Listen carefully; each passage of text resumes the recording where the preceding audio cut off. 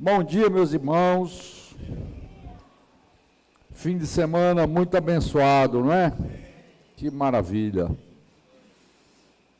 Eu e a dona Jussara estamos desfrutando bastante desses momentos.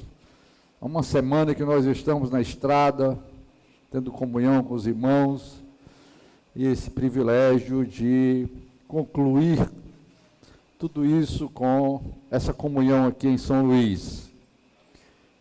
Para os que não nos acompanharam desde sexta-feira, os que estão nos assistindo também na internet, nós hoje concluiremos uma série de mensagens que começamos na sexta-feira, sobre a necessidade de um reavivamento em nossas vidas e, consequentemente, em nossa vida da igreja. Então, louvado seja o Senhor. Nós vimos na sexta-feira que o reavivamento ele tem uma base. A base do reavivamento é voltar para as Escrituras e para um viver de oração.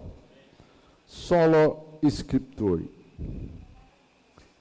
Esses dias nós estamos também lembrando da reforma que Deus enviou através de Lutero, e isso tem sido muito inspirador para nós nesse novo momento.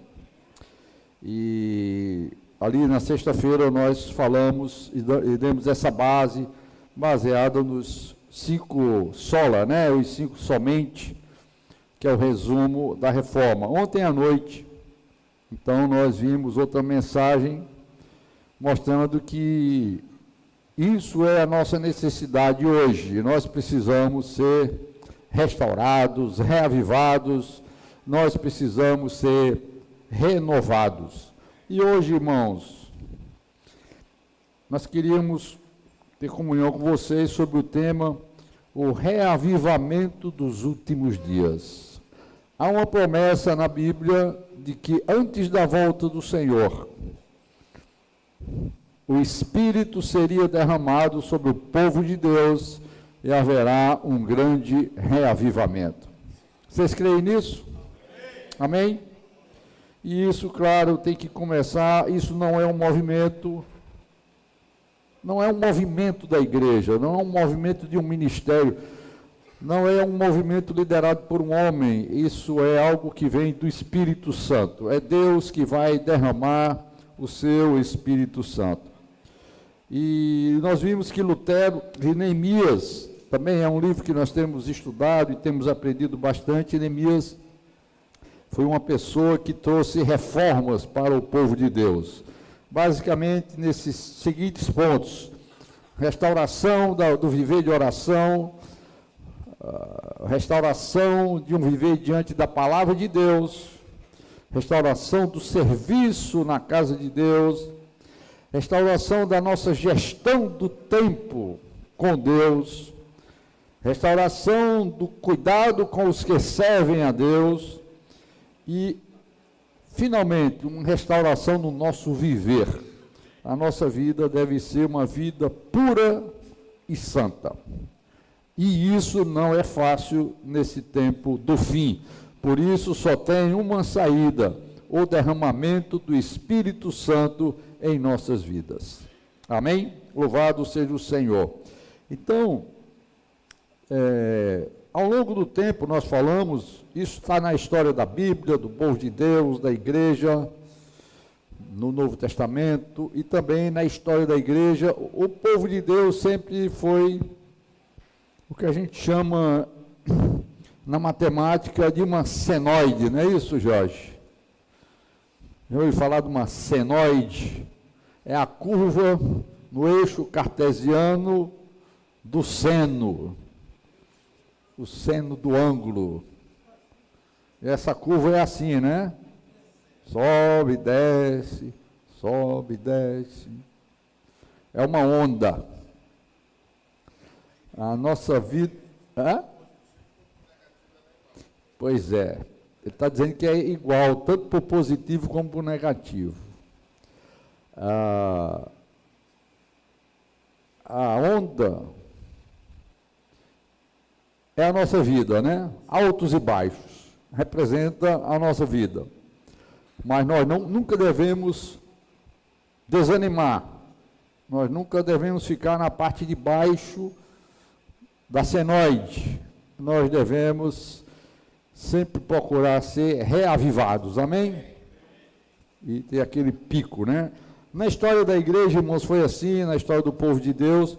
Eu queria só lembrar para vocês, porque essas mensagens têm um pano de fundo, que foi a reforma no tempo de Lutero, e eu queria só citar para vocês, né, que mesmo com aquela reforma, pouco tempo depois, as pessoas esfriaram, as pessoas formataram a vida da igreja, as pessoas politizaram a vida da igreja, e isso foi um período de baixa, e sobe e desce, e desde o século XVI, eu queria relatar para vocês alguns reavivamentos importantes. Quem gosta de história e quem quiser se inspirar na história da igreja, vocês podem ver isso nos livros, né, que nós temos por aí. Já no século XVII, 1600 a 1700, menos de 100 anos da reforma, a coisa já estava fria de novo. Claro, os ídolos foram embora, o ritual católico foi embora, aquelas coisas todas, mas faltava fervor no meio do povo. Então Deus levantou um grupo de irmãos chamado os puritanos. Na verdade, esses irmãos têm muito a nos ensinar, tá? Eu gostaria de citar, né, são um dos últimos puritanos, o Spurgeon, né, esse grande servo de Deus que foi levantado ali na Inglaterra, e que até hoje, né, o que ele escreveu, o que ele falou, pode nos reavivar. Então, os puritanos foram levantados no século XVII para novamente reavivar a chama, reavivar o fervor. Nós temos também, lá pelo século XVIII, os Irmãos Unidos, levantados em Dublin, na Irlanda, mas que cresceram na Inglaterra. Isso foi uma reação ao formalismo da igreja anglicana. Então a igreja novamente se tornou uma coisa formal, ritual, cerimonial, e isso incomodou muita gente. O Espírito Santo levantou, principalmente sob a liderança de John Nelson Darby, Mackintosh, Benjamin Newton. Esses irmãos foram levantados e surgiu o movimento dos Irmãos Unidos.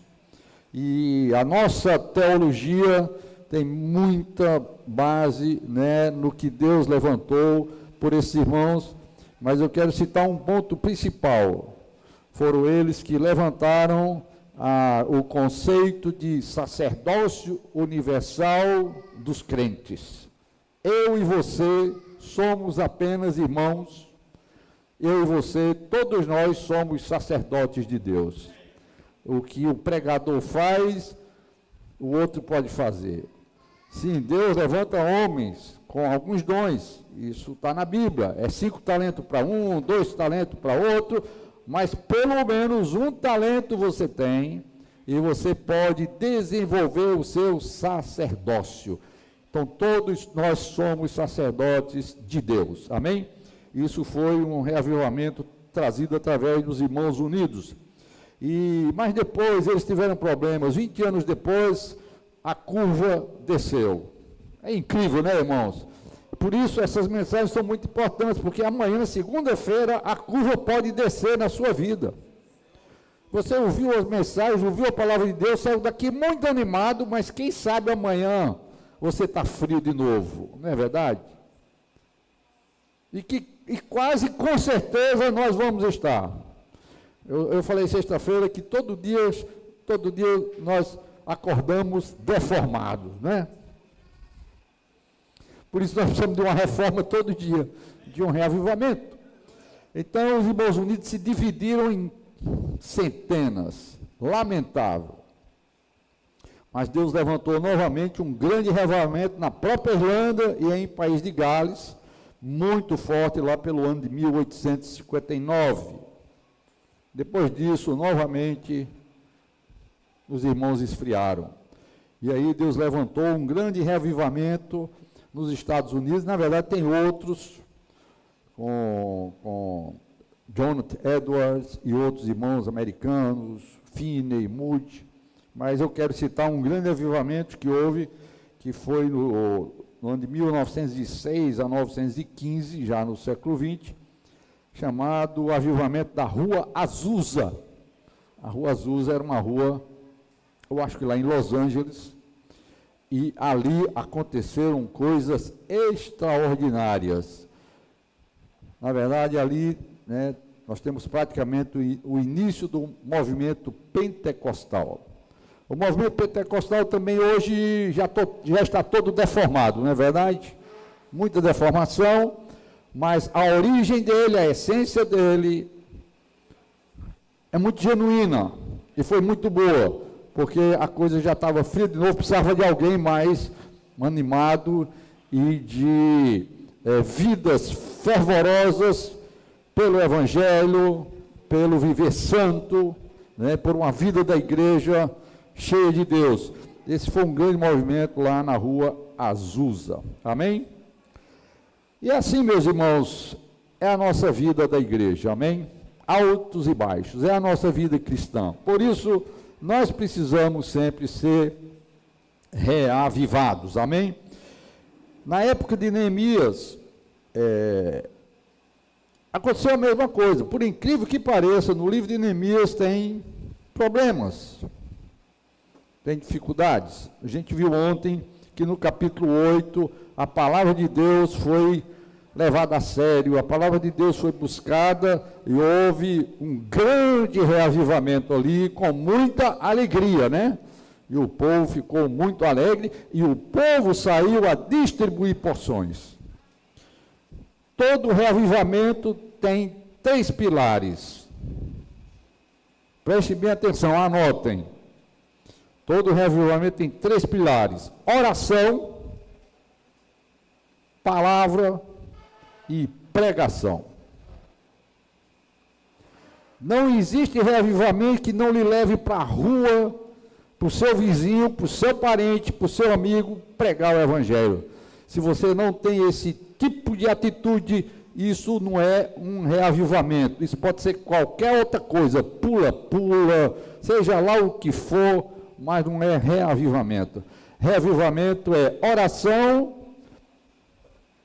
valorização da palavra de Deus, uma volta à Escritura e pregação do Evangelho. Que tipo de pregação? Isso aí é com você e Deus. Jesus mandou e deu um único comando: vão e façam discípulos. Vão e façam aprendizes de Jesus, batizando-os em nome do Pai, do Filho e do Espírito Santo, e ensinando-os a guardar todas as coisas que vos tenho ordenado. O método, a prática, a maneira que você vai fazer, isso é de só menos importância. O importante é o seu coração. Amém? Então você tem que orar, você tem que buscar a palavra de Deus e sair a distribuir porções. Isso é o que eles fizeram aqui em Neemias 8.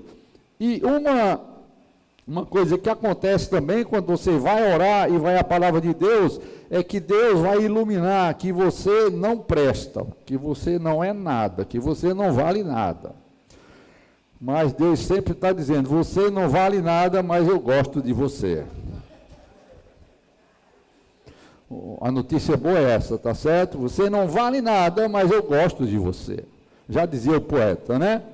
Então, no capítulo 9, quando eles oraram e quando eles foram à palavra de Deus, Deus iluminou e eles tiveram que confessar a sua situação. Então, aqui, capítulo 9, no versículo 1, no dia 24 deste mês sétimo, os filhos de Israel se reuniram para um jejum. Você já jejuou alguma vez na sua vida? Você pratica jejum?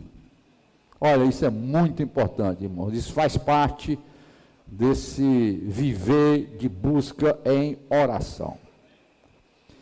Vestiam um pano de saco e traziam terra sobre a cabeça. Os da linhagem de Israel separaram-se de todos os estrangeiros, puseram-se em pé e fizeram confissão dos seus pecados e das iniquidades de seus pais.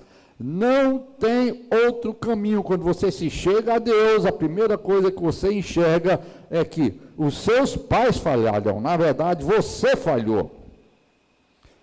E aí você se prostra diante de Deus e faz confissão dos seus pecados. Levantando-se no seu lugar, leram no livro da lei do Senhor, seu Deus, durante uma quarta parte do dia. De novo aqui, tá? Quarta parte do dia, mais 6 horas. O método aqui é de 6 em 6, tá? Eu só vou falar 2 horas para vocês hoje, tá? Não se preocupem. E durante outra parte do dia fizeram o quê? Confissão e adoraram o Senhor. É 6 horas de palavra, cheia de luz, que vai resultar em 6 horas de confissão. O que é que vocês acham? E aí, irmãos, eles fizeram uma oração que percorre todo o capítulo 9 de Neemias, tá? Se eu não me engano, essa é a maior oração que está na Bíblia, tá? Eu não vou ler para vocês não, tá? Vai do versículo 5 ao final do versículo, do capítulo, que é o versículo 37. Eu gostaria só de citar a última frase do versículo 37. Nós estamos em grande angústia. Depois de eles revisarem toda a história, eles falaram muito aqui do que Deus fez por eles no passado, as rebeliões, confessaram a Deus tudo, tal. Agora eles falam, nós estamos em grande angústia, porque a nossa situação não está boa. Nós precisamos ser renovados. E o que é que eles fizeram? Por causa de tudo isso, versículo 38, nós fazemos uma aliança fiel por escrito, e os nossos príncipes, os nossos levitas e os nossos sacerdotes puseram o seu selo sobre ela. Fizeram uma aliança. Isso mostra, irmãos, um compromisso, tá? Eles fizeram um compromisso de andar na lei de Deus. Nós temos aqui no versículo, aqui no capítulo 10, se termina o capítulo 9, e eles entram o capítulo 10 mostrando os que fizeram, os que assinaram a aliança. Começa pelos líderes, os sacerdotes, depois os levitas, depois os chefes do povo, e depois todo o povo, e fala, não, se a liderança está indo por aí, é por aí que nós vamos também. Ok? Número 1, a liderança precisa ser adequada. Se a liderança for boa, vai levar o povo para lugar bom. Se a liderança não for boa, o povo também vai seguir a liderança para o lugar que não é bom. Por isso, líderes, irmãos responsáveis, prestem atenção. Aonde você for, o povo vai. Tá? Versículo 28. O resto do povo, os sacerdotes, os levitas, os porteiros, os cantores, os servidores do templo, e todos os que tinham se separado dos povos de outras terras para seguirem a lei de Deus com suas mulheres, seus filhos, filhas, todos os que tinham saber e entendimento, firmemente aderiram aos seus compatriotas, os nobres, ou seja, os líderes, e prometeram com juramento e sob pena de maldição que andariam na lei de Deus que foi dada por meio de Moisés, servo de Deus. O ponto positivo aqui é que você toma uma atitude. Nós vamos agora andar de acordo com a lei de Deus. Em que pontos? Então, eu não vou ler todo o capítulo, vou resumir para vocês aqui. Primeiro, nenhuma ligação com os estrangeiros, no versículo 30, né? Versículo 30. Como é que diz aqui? Que não dariam as suas filhas em casamento aos povos da terra, nem escolheriam as filhas deles para casar com os seus filhos. Número 1. Neemias 10, tá? Neemias 10, versículo 30. Ponto número 1. Não queremos nos misturar com o mundo. Não queremos estrangeirice no nosso meio. Número 1. Número 2, versículo 31. Que os povos da terra trouxessem qualquer mercadoria ou qualquer cereal para vender no dia de sábado, nada comprariam deles no sábado, nem em dia santificado, nem no sétimo ano. E no sétimo ano abririam mão da colheita e de toda e qualquer cobrança. Ou seja, o que nós já falamos e que está em textos anteriores, temos que fazer uma boa gestão do nosso tempo. Temos que ter o nosso sábado, o nosso tempo separado para Deus. Isso aqui não é a legalidade do sábado, mas o princípio do sábado. O que é o princípio do sábado? É 6 para 1. 6 dias e 1. 6 e 1. Ou seja, a cada 6 horas do dia, pelo menos 1 hora de oração. E de comprometimento com a palavra de Deus e separação para Deus. Em 24 horas, você tem que ter pelo menos tido 4 horas de comunhão. Que tal? Façam um checklist aí na vida de vocês. Esse é o princípio do sábado. E, finalmente, versículos 32 a 39, tem a questão da oferta de bens materiais. Eu sou do Senhor e tudo que é meu é dele. Eu vou levar os dízimos, o dízimo dos cereais, as primícias do rebanho, tudo. Vocês depois podem ler isso aqui. Então, irmãos, esses são pontos muito importantes, que é uma reação, não é, à palavra de Deus. Amém? Será que terminou bem essa história? Não, não terminou bem não.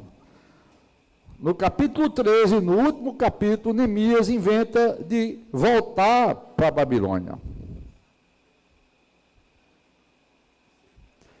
Ele viveu 12 anos em Jerusalém, fez todas as reformas e teve que se apresentar.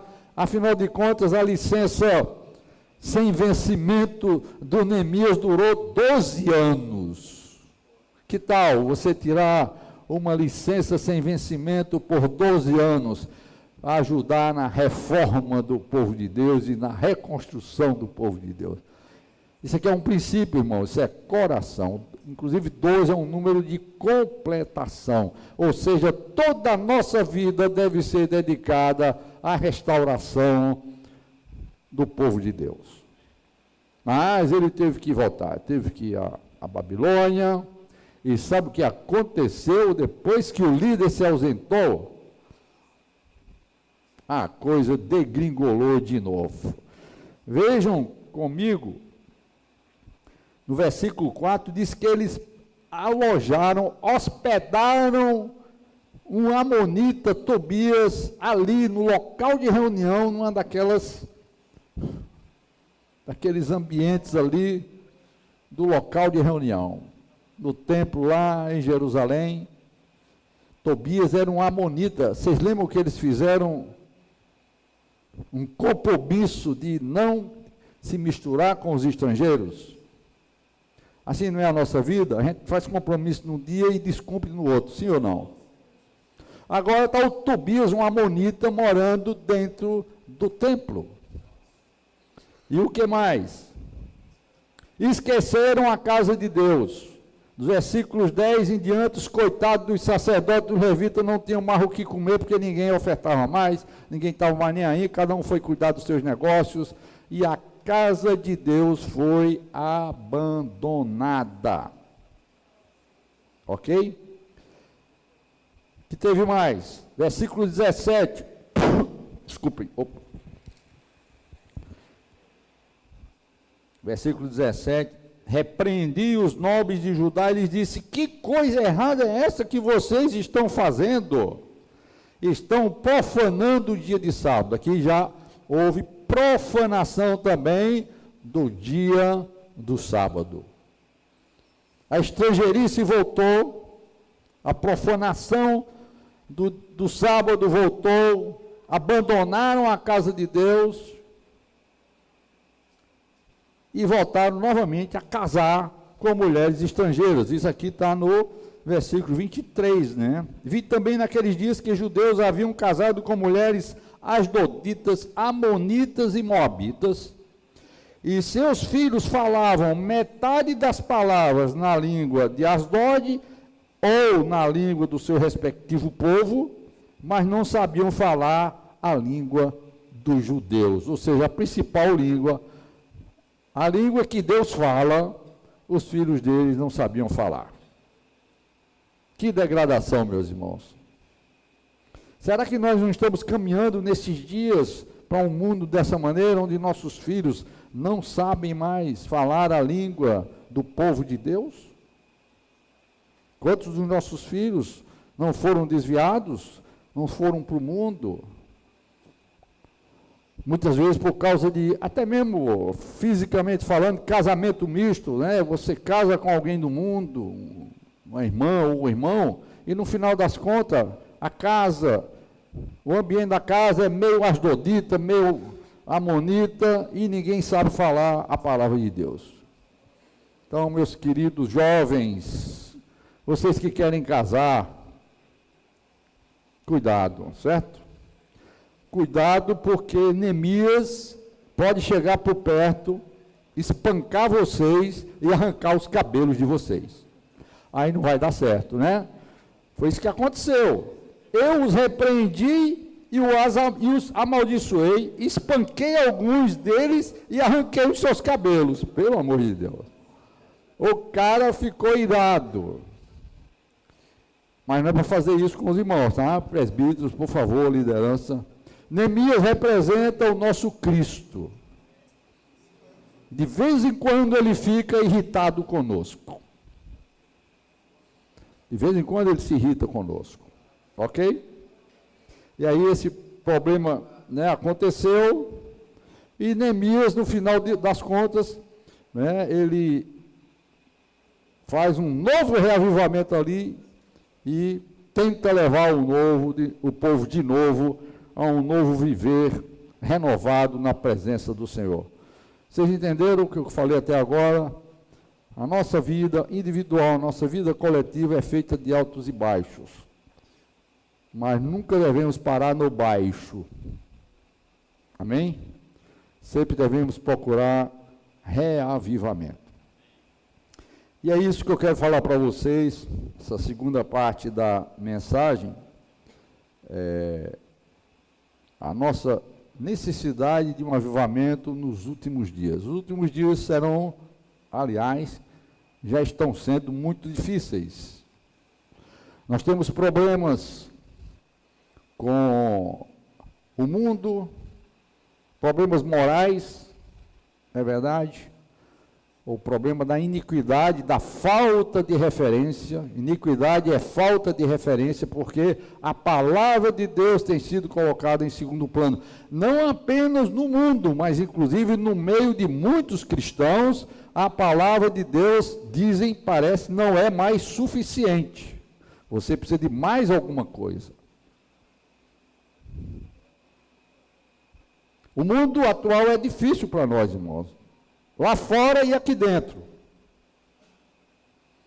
Existe gente fazendo uma versão nova da Bíblia. Sabiam disso ou não? Muitos versículos estão sendo retirados. Você tem que ter cuidado, fique atento. Abra os olhos. Abra os olhos. Nas novas versões que aparecerão da Bíblia. Tenha cuidado. Se você não tem discernimento, procure os irmãos. Tá? Porque há esse movimento sendo feito com a palavra de Deus. As ideologias, ideologia de gênero, que coisa terrível, com a finalidade de acabar com as famílias. Tempos difíceis, irmãos. O que é que nós temos que fazer? Nós temos que fazer o que está em Abacuque 3:2. Senhor, tenho ouvido a tua fama e me sinto alarmado. Aviva a tua obra, ó Senhor. Algumas versões falam no tempo presente, aqui fala no decorrer dos anos, pode ser traduzido nessa era, no tempo presente, aviva a tua obra, e no decurso dos anos, faze-a conhecida. Na tua ira, Neemias vai ficar irado, Neemias vai espancar, Neemias pode arrancar os cabelos de alguns.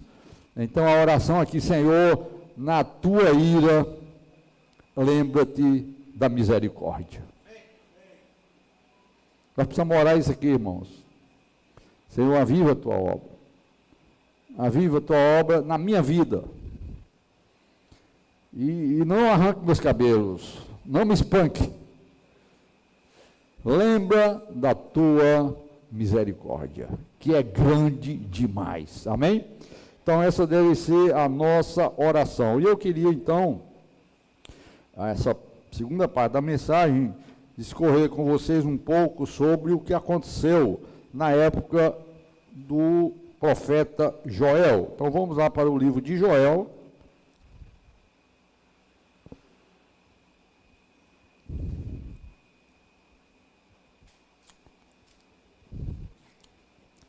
Joel parece que fica depois de Oséias, né? Daniel, Oséias. Aí vem o Daniel. O Joel parece ser um cara sem futuro, porque diz aqui, palavra do Senhor que foi dirigida a Joel, filho de Petuel. É a única coisa que se diz a respeito do Joel, ninguém sabe mais de nada da vida dele, mas ele está aqui na Bíblia, e tem muita coisa para a gente aprender aqui. O capítulo 1 desse livro fala de uma crise. Olha bem. Versículo 2. Prestem atenção, velhos, e escutem todos os moradores da terra. Aconteceu algo assim no tempo de vocês ou nos dias de seus pais? Que foi que aconteceu? O que aconteceu foi uma grande crise na época do Joel. Tá? E o negócio foi tão feio, que ele ficou alarmado. Falou, vocês que são mais velhos e tal, será que vocês já ouviram falar de uma crise dessa? Mesmo em nosso meio, né? Não é, Vladimir? Vladimir está aqui conosco hoje, né? Os irmãos encontraram ele aqui. Nós estivemos juntos nos idos de 80, início, lá em Sumaré. A gente se encontrou por lá e 40 e tantos anos depois estamos aqui. Você já ouviu falar, Vladimir, alguma coisa igual a essa crise atual que nós estamos vivendo? Aconteceu algo assim no tempo de vocês? Contem isto aos filhos de vocês, e que eles o contem aos filhos deles. Ou seja, essa coisa foi tão feia, essa crise, que isso precisa ser recontado para não acontecer de novo. E que eles falem sobre isso à geração seguinte. O que foi que aconteceu? O gafanhoto cortador, o que o gafanhoto cortador deixou, então, é um assunto de lavoura, tá? De agricultura. Enfim, falando em linguagem de hoje, é a economia, tá certo? Aqui é um problema econômico, que não deixa de ser também problema dos nossos dias, que não deixa de ser um problema da sua casa, das finanças da sua casa. O que aconteceu? O gafanhoto, chegou o gafanhoto cortador, e o que ele deixou, o migrador comeu. E o que o migrador deixou, o devorador comeu.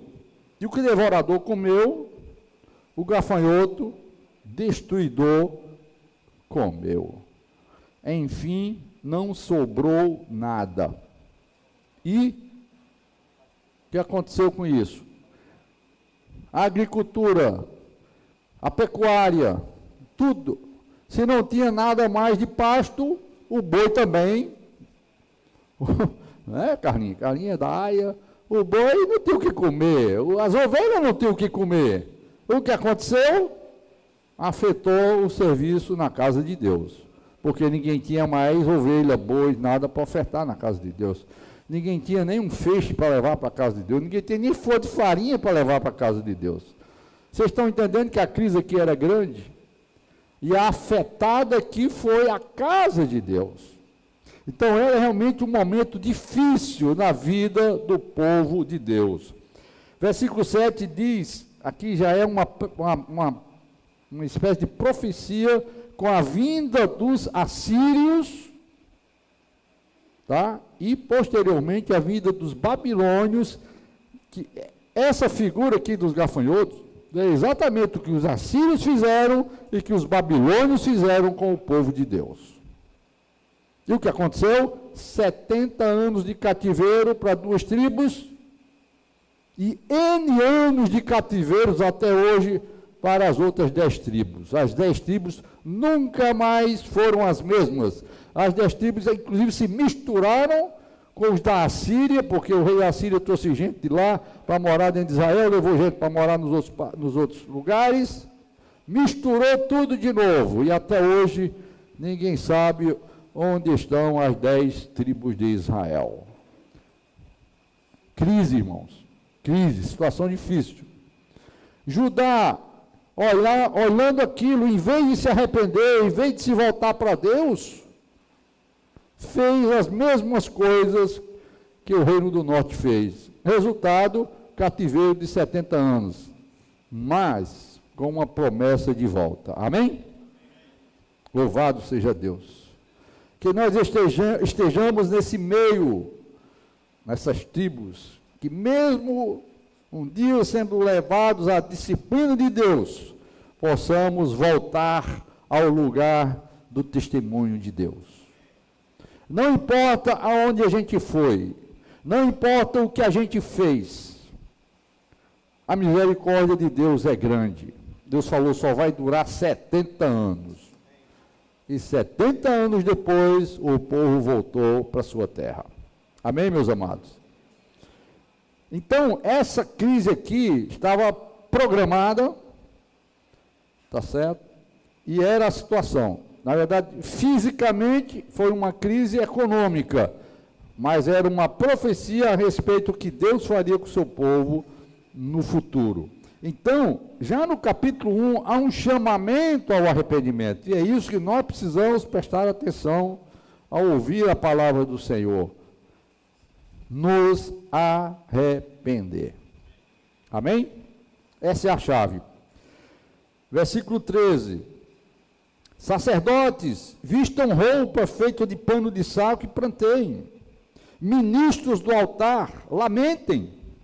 Ministros do meu Deus, venham e passem a noite vestidos de panos de saco. Porque no templo de seu Deus não há mais ofertas de cereais e libações, porque não tinha mais economia no país, não tinha mais lavoura, não tinha mais a pecuária. Faltou então as ofertas. Proclamem um santo jejum, convoquem uma reunião solene. Reúnam os anciãos e todos os moradores desta terra na casa do Senhor seu Deus e clamem ao Senhor.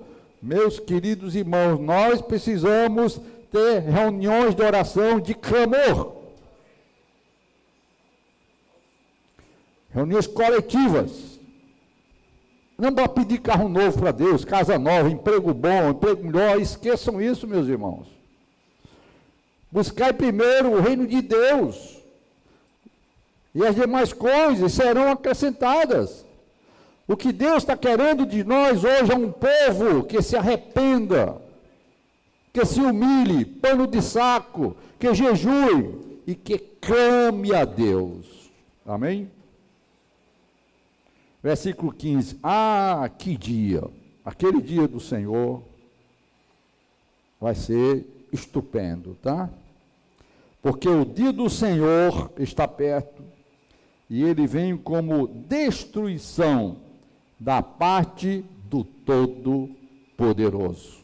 Essa é a advertência do Joel. Portanto, o que vamos fazer?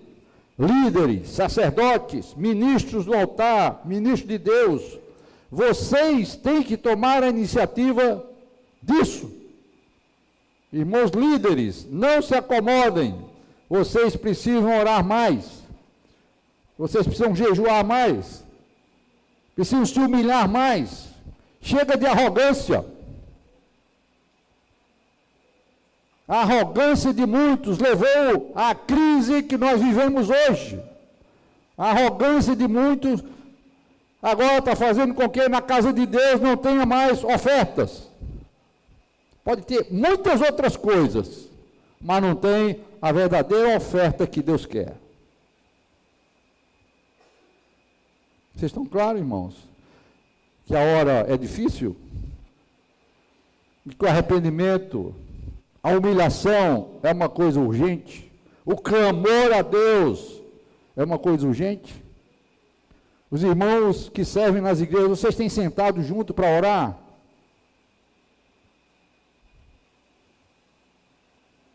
Vocês têm chorado, têm se humilhado diante de Deus?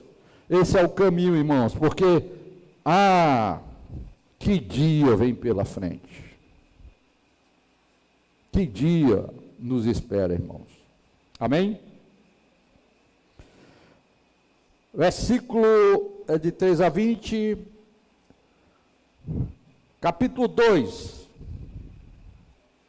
Toquem a trombeta em Sião e deem um alarme no meu santo monte.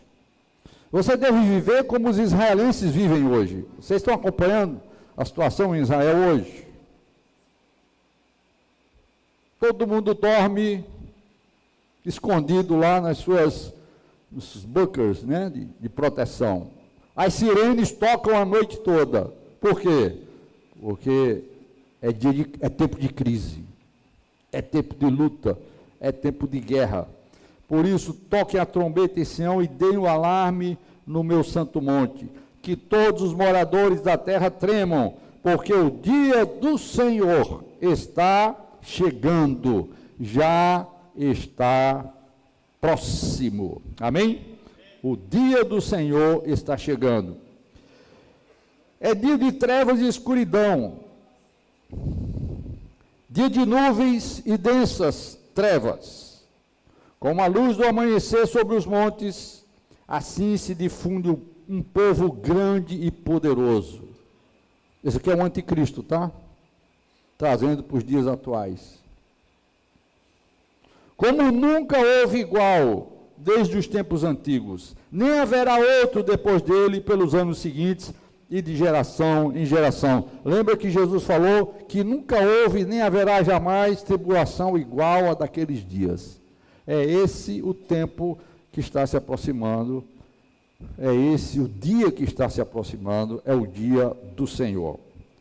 À frente dele vai fogo devorador, atrás dele vem chamas destruidoras. Diante desse povo, a terra é como o jardim do Éden, mas atrás dele fica devastada como um deserto, nada lhe escapa. Isso aqui é uma figura dos assírios, dos babilônios, mas nós podemos tomar hoje como a vinda do reino do anticristo. Certo? Aqui há um paralelismo aqui. A sua aparência é como a de cavalos e como cavaleiros, assim correm, com um estrondo semelhante aos de carros de guerra, eles vêm saltando no alto dos montes, crepitando como chamas de fogo que devoram a palha, como um povo poderoso posto em ordem de combate. Diante deles os povos tremem, todos os rostos empalidecem, correm como valentes, como homens de guerra, sobem muros, cada um vai no seu caminho e não se desvia na sua fileira. Não empurram uns aos outros, cada um segue o seu rumo. Avançam entre as lanças e não se detêm no seu caminho. Invadem a cidade, correm pelas muralhas, sobem pelas paredes das casas, entram pelas janelas como ladrões. Não é isso que está acontecendo hoje, irmãos, nas nossas casas? Sim ou não? Eles invadiram as nossas casas. Já estão invadindo as nossas casas. Você já não tem controle sobre seus filhos. A irreverência é total. A tecnologia está fazendo a cabeça dos nossos filhos. Esse povo devorador, esses gafanhotos, irmãos, já entraram em nossas casas. Diante deles a terra treme, os céus se abalam, o sol e a luz se escurecem e as estrelas deixam de brilhar. O Senhor levanta a voz diante do seu exército. Agora Deus vai entrar em cena, porque o seu arraial é enorme e quem executa as suas ordens é poderoso. Sim, grande e muito terrível é o dia do Senhor, quem o poderá suportar? Sim, o espírito do anticristo está aí, o governo de Satanás está no mundo, ele está avançando e vem correndo, já subiu nas muralhas das cidades, já entrou nas nossas casas, mas louvado seja o Senhor, que Deus tem um arraial muito grande, um exército de vencedores. Amém? Ainda assim, versículo 12, agora mesmo diz o Senhor, o que é que nós temos que fazer hoje? Convertam-se a mim de todo o coração, com jejuns, com choro e com pranto. É hora de jejuar, irmãos. O noivo, como Jesus falou, já se foi dessa terra, ele vai voltar. A nossa vida hoje deve ser uma vida de jejum, porque o noivo não voltou ainda, o noivo se foi. Então, qual deve ser a nossa vida? A nossa vida deve ser uma vida de jejum, em todos os aspectos. Experimente jejuar das redes sociais por algum tempo. Você vai ver que isso vai dar ser um benefício grande para você, se você tem esse tipo de problema. Rasguem o coração e não as suas roupas. Chega de aparência, chega de fachada. Deus não está querendo arrependimento de fachada, compromissos de fachada. Não rasgue suas roupas, sua aparência, rasgue o seu coração, porque o dia está chegando e o dia é sério. Converta-se ao Senhor, seu Deus, porque Ele é bondoso e compassivo, tardio em irar-se, grande em misericórdia, e muda de ideia quanto ao mal que havia anunciado. Deus muda de ideia, meu irmão. Se tem um mal anunciado para você, para sua casa, porque você o abandonou, Ele pode mudar de ideia e abençoar você e a sua casa, consequentemente abençoar a igreja.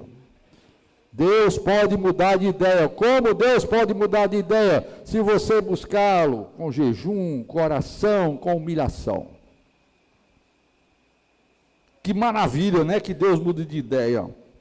Quem sabe se Ele não se voltará e mudará de ideia, e ao passar, deixa uma bênção, para que vocês possam trazer ofertas de cereais, libações ao seu Deus, porque não tinha mais nada, né? Como já falei, não tinha mais gado, não tinha nada. Toquem a trombeta em Sião, proclamem um santo jejum, convoquem uma reunião solene. Isso é sério, irmãos. Convoquem uma reunião solene. Experimentem um dia de oração com a igreja. Já fizeram isso alguma vez? Não. Eu creio que nós, nas igrejas que a gente tem comunhão, não lembro disso. Essa foi a nossa maior falha no passado. Demos muito valor às verdades elevadas e esquecemos de orar. Esquecemos de orar, irmãos.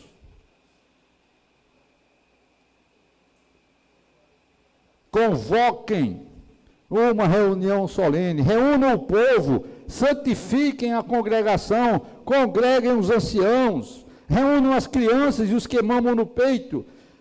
Que o noivo saia do seu quarto e a noiva dos seus aposentos. Até o noivo é hora de acabar com a lua de mel e se mandar e orar. É fácil isso aí? Você barrar a lua de mel do noivo. Porque o dia é sério, meu irmão. Mas é isso que a palavra de Deus está dizendo. A gente quer viver a vida toda de lua de mel, meus queridos. A gente quer viver a vida toda de conforto, de boa vida. Mas não é hora para isso. É hora de sair da lua de mel e clamar a Deus. Amém? Que os sacerdotes, ministros do Senhor, chorem entre o pórtico e o altar e orem. Orem o quê? Poupa o teu povo, ó Senhor, e não faças da tua herança um objeto de deboche e de zombaria entre as nações, porque hão de dizer entre os povos, onde está o Deus deles? Que vergonha, né, meus irmãos, para o nome de Deus, que vergonha. Ó Senhor Jesus, mas Deus é cheio de compaixão. Eu vou ler esse capítulo todo para vocês, tá? Então o Senhor teve grande amor pela sua terra e se compadeceu do seu povo. O Senhor respondeu ao seu povo, eis que lhes envia o cereal, o vinho e o azeite. A crise levou tudo. Estava no fundo da senoide. Agora, quem aparece para salvar tudo? Deus. Por que que Deus apareceu? Porque você orou. Por que que Deus apareceu? Porque o povo se arrependeu, o povo confessou os seus pecados. E aí Deus tem a chance de exercer a sua compaixão e a sua misericórdia. O Senhor respondeu ao seu povo, eis que lhes envio o cereal, o vinho, o azeite, e vocês ficarão satisfeitos. Nunca mais farei de vocês motivo de zombaria entre as nações. Mas o invasor vem do norte. Eu o removerei para longe de vocês, e o lançarei para uma terra seca e deserta. Lançarei a sua vanguarda para o mar oriental e a sua retaguarda para o mar ocidental. Subirá o seu mau cheiro e subirá a sua podridão, porque agiu poderosamente. Ou seja, aqueles que Deus tinha mandado disciplinar o povo, como os assírios, os babilônios, eles passaram na conta. Era para dar 40 chibatadas, deram 45, 50, e Deus não gostou disso não. Deus ficou chateado. Tá certo? Eles passaram da conta, eles agiram poderosamente. Não tenham medo, ó terra, não tenha medo, ó terra, alegre-se e exulte, porque o Senhor faz grandes coisas. Não tenham medo, animais selvagens, porque os pastos do deserto reverdecerão.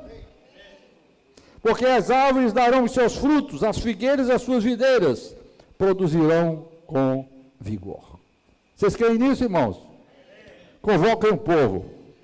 Convoquem o povo para orar. Convoquem uma reunião solene. O negócio é sério. Filhos de Sião, alegrem-se e exultem no Senhor seu Deus, porque Ele lhes dará as chuvas em justa medida. O que é a justa medida aqui? Fará descer, como no passado, as primeiras e as últimas chuvas. Significa que na hora certa, né, Carlinhos, você entende muito bem disso, né?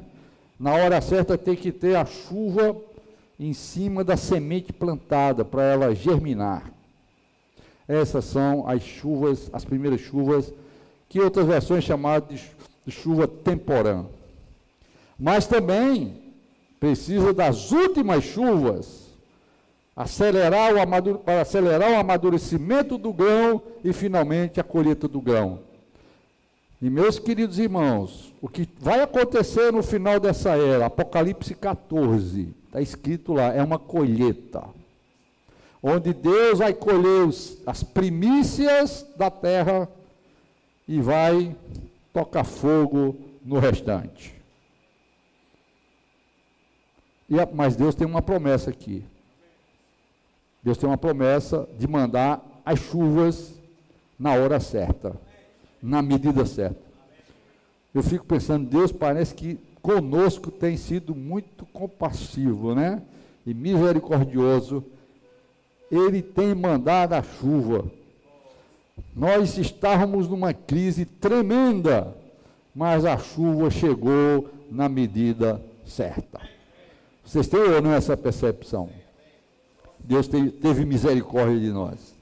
As eiras se encherão de trigo, os lagares transbordarão de vinho e azeite. Restituirei os anos que foram consumidos pelos gafanhotos, o migrador, devorador, destruidor, o meu grande exército. Quem veio contra vocês? Esse é o exército da disciplina, tá? Vocês terão comida em abundância e ficarão satisfeitos, e louvarão o nome do Senhor seu Deus, que fez maravilhas em favor de vocês. E nunca mais o meu povo será envergonhado.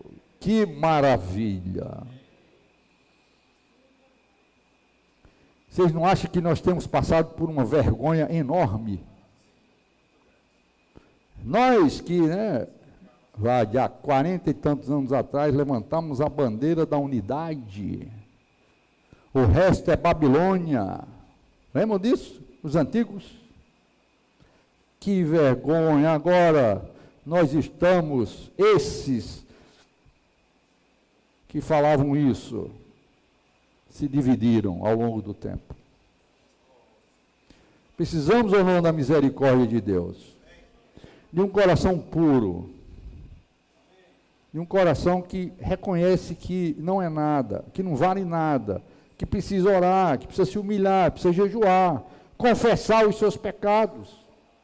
Nada de arrogância, nós somos o último biscoito do pacote, nós somos a última Coca-Cola do deserto, nós não somos coisa nenhuma, irmãos. Nós não éramos coisa nenhuma. Nós esquecemos, foi mesmo de orar e de buscar a Deus. E a crise veio, o gafanhoto veio e comeu tudo. Louvado seja Deus que Ele lembrou de nós. Louvado seja o Senhor que Ele lembrou de nós, mas o risco é grande. O risco continua. É por isso que essas mensagens são muito importantes, irmãos. Só tem uma maneira da gente esperar esse grande dia do Senhor. Clamor, oração, volta à pura palavra de Deus. Amém? Vamos tentar terminar, né?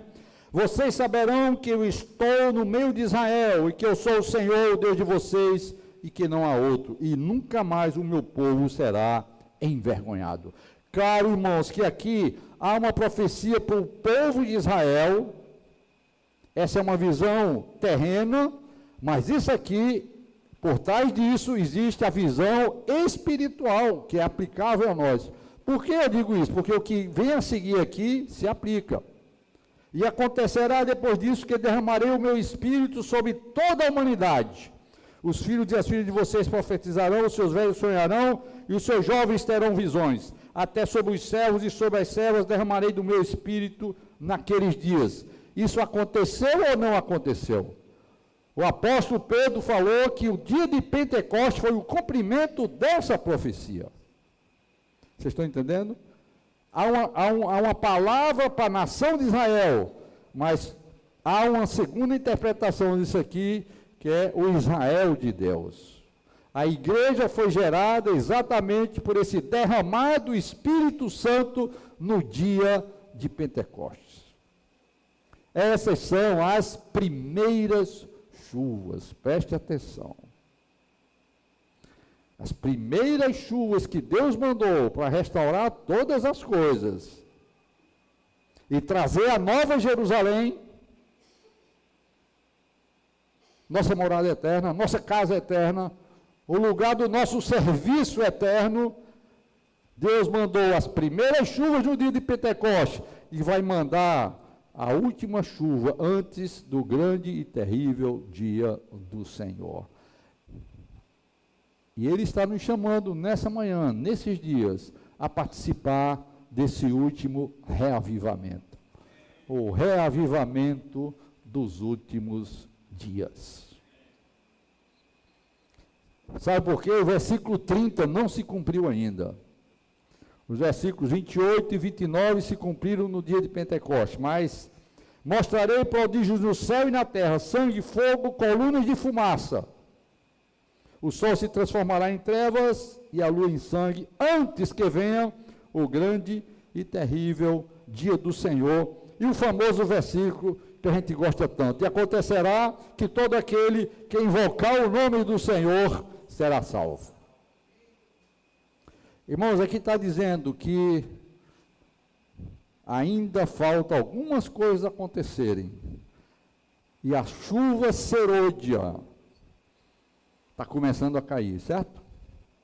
Esse novo viver que nós estamos buscando, e não somos padrão para ninguém, nós estamos aqui, nós estamos nessa comunhão, porque nós nos consideramos nada e menores do que nada, e nós precisamos da misericórdia de Deus. E Deus não esqueceu do seu plano. Nós falhamos, mas há muitos filhos de Deus fora do nosso meio que não falharam.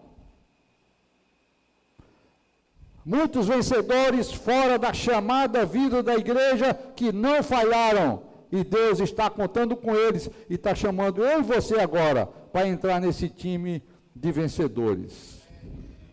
Através desse caminho. Por esse caminho. Chega de arrogância. Chega de que somos isso, que somos aquilo. Nós precisamos nos humilhar, vestir pano de saco, cinza e confessar a Deus a nossa vergonha e a nossa falta de oração. Amém, meus amados? Louvado seja Deus. A chuva serôdia está chegando, as últimas chuvas. E Deus está nos convocando para isso. Eu quero concluir então com Atos capítulo 2, que é o cumprimento dessa promessa. Eu não tenho tempo para continuar, porque a partir dali vocês veem como o derramamento do Espírito provocou uma reunião escandalosa em Jerusalém, sim ou não? Aquilo foi uma reunião escandalosa, irmãos. O pessoal parecia que estava bêbado. Ao cumprir-se o dia de Pentecostes, aliás, antes disso, o nosso querido Senhor Jesus falou uma coisa em Atos 1, versículo 8, vocês receberão poder. Vocês receberão o quê? O que é que nós precisamos, irmãos? Nós precisamos de poder. Nós não precisamos de verdades elevadas. Não precisamos conhecer muitas coisas complicadas. O que nós precisamos nos nossos dias é poder. Isso faltou entre nós, irmãos. Ao longo dos anos, nós perdemos irmãos, houve diversas divisões, perdemos irmãos, perdemos famílias, as igrejas diminuíram, outras acabaram. Uma vergonha, irmãos, porque não tinha oração em nosso meio. Mas recebereis poder ao descer sobre vós o Espírito Santo, e sereis o quê? Minhas testemunhas, tanto em Jerusalém como em toda a Judéia e Samaria, e até aos confins da terra. Nós precisamos receber poder para fazer uma coisa, ser testemunha viva do Senhor Jesus. Você e eu, onde a gente for, deve ser uma testemunha de Jesus. E aí, versículo 2, ao cumprir-se o dia de Pentecostes, eles tiveram que permanecer. Jesus falou isso, subiu para o céu e 10 dias. Vamos botar aqui. Versículo 12. Então os apóstolos voltaram ao do Monte das Oliveiras para Jerusalém, a distância até a cidade é de cerca de 1 quilômetro. Quando entraram na cidade, subiram para o cenáculo, onde se reuniam Pedro, João, Tiago, todos os apóstolos. Todos estes perseveravam unânimes em quê? Oração. Não tem jeito, irmão, não tem outro caminho. Em oração com as mulheres, amém? Ministério das mulheres é isso, irmãs. Oração, tá? O ministério genuíno das irmãs é ministério de oração. Não queira viver de grandes eventos. Uma vez eu falei lá em Fortaleza, uns meses atrás, deu uma confusão danada. Acabem com essa história de evento na igreja. A igreja não foi chamada para viver de eventos. A igreja foi chamada para orar, irmãos. e fazer discípulos, ensinar as verdades. Eu não estou dizendo que a gente não deve, de vez em quando, fazer um encontro das irmãs, mas sem muito gasto, sem muita tecnologia, sem muita roupa nova, sem muita farda, sem muitas flores, sem muita decoração. Esqueçam isso, isso é estrangeirice, isso é o que o mundo faz hoje em dia para ganhar as pessoas pelo visual. Nós queremos ganhar as pessoas pelo nosso coração, pela palavra de Deus. O que nós precisamos é a palavra de Deus, irmão. Não precisamos de grandes eventos decorados. Chega. As irmãs foram orar junto com os apóstolos. As irmãs são muito importantes na vida da igreja, amém, irmãs? Vocês têm uma importância grande na vida da igreja. E a principal coisa que vocês devem fazer é orar. A minha mãe orava quase todo dia. Todo dia minha mãe saía, tinha os grupos de oração das irmãs. Eu nunca vi grupo de oração durante a semana dos irmãos, nunca na minha vida. Mas das irmãs eu vi muito. E foi assim que a minha família cresceu e eu estou aqui hoje falando para vocês. Porque a minha mãe orava muito, junto com outras irmãs. Amém, irmãos? Amém, irmãs? Eles foram ali orar com as mulheres, com Maria, mãe de Jesus, e com os irmãos dele. E aí, no dia de Pentecostes, depois de 10 dias, irmãos, veio a reunião mais escandalosa da história da humanidade. Um monte de galileu que não sabiam falar nem a língua deles direito, começaram a falar em outros idiomas. E o pessoal de fora, os estrangeiros, judeus estrangeiros, os escutavam falar na sua própria língua. Claro que muitos dizem, não tem que voltar a acontecer isso. Não é isso que a Bíblia está querendo dizer. Aquilo ali foi um grande sinal. Está certo? As primeiras chuvas, Deus está dizendo, olha, judeus, escribas, sacerdotes, abestados, seus tontos, eu estou aqui, vou agora derramar o Espírito e vocês vão ver o que vai acontecer. E eles ficaram malucos. O que é isso? O que está acontecendo? O que está acontecendo? Porque foi uma reunião extravagante, irmãos. Foi uma reunião escandalosa, Carlinhos. Bêbado para tudo quanto é lado. Embriagado de Deus. Pense numa reunião doida. E Pedro se levantou. Aqui fala, todos ficaram cheios do Espírito Santo.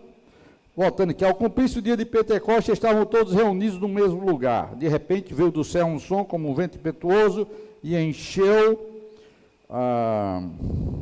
toda a casa onde estavam sentados. Apareceu distribuído entre eles línguas como de fogo, as quais pousaram sobre cada um deles. E todos ficaram o quê? Cheios do Espírito Santo. O que nós precisamos na igreja hoje, irmãos, é estar cheios do Espírito Santo. Amém? E aí começaram a falar e veio essa reunião aí. Tá bom? E o Pedro levanta e diz, homens da Judeia, versículo 14, e vocês que moram, tomem conhecimento disto, e prestem atenção ao que vou dizer. Estes homens não estão bêbados, como vocês estão pensando, porque são apenas 9 horas da manhã. Olha só, ainda era 9 da manhã. Mas o que está acontecendo é o que foi dito por quem? Pelo profeta Joel. Essas são as primeiras chuvas na história da igreja. E acontecerá nos últimos dias, então ele repete tudo aquilo que Joel falou, tá? E aí, ele dá uma mensagem cristocêntrica. Ele dá uma mensagem que só tem Cristo. O Cristo encarnado, o Cristo crucificado, o Cristo ressuscitado, o Cristo exaltado, o Cristo que se tornou o Senhor de todas as coisas, e que maravilha, se converteram 3.000 pessoas naquele dia e foram batizados. Amém?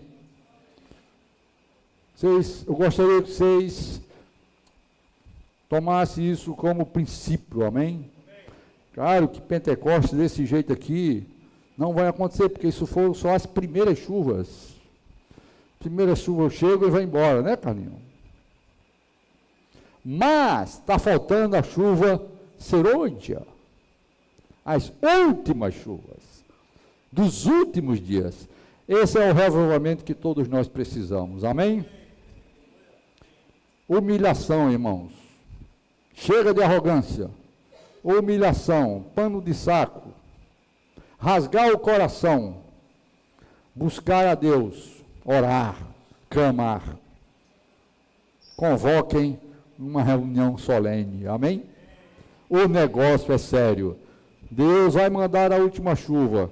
E eu quero estar debaixo dessa última chuva. Você quer ou não? Amém? Na verdade, Deus já começou, irmãos. Tem muita coisa acontecendo por aí afora e nós não podemos perder esse bonde, tá? Não somos a última Coca-Cola do deserto. Esqueçam a nossa arrogância do passado.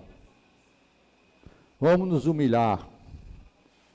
Vamos voltar à palavra de Deus, como Lutero fez.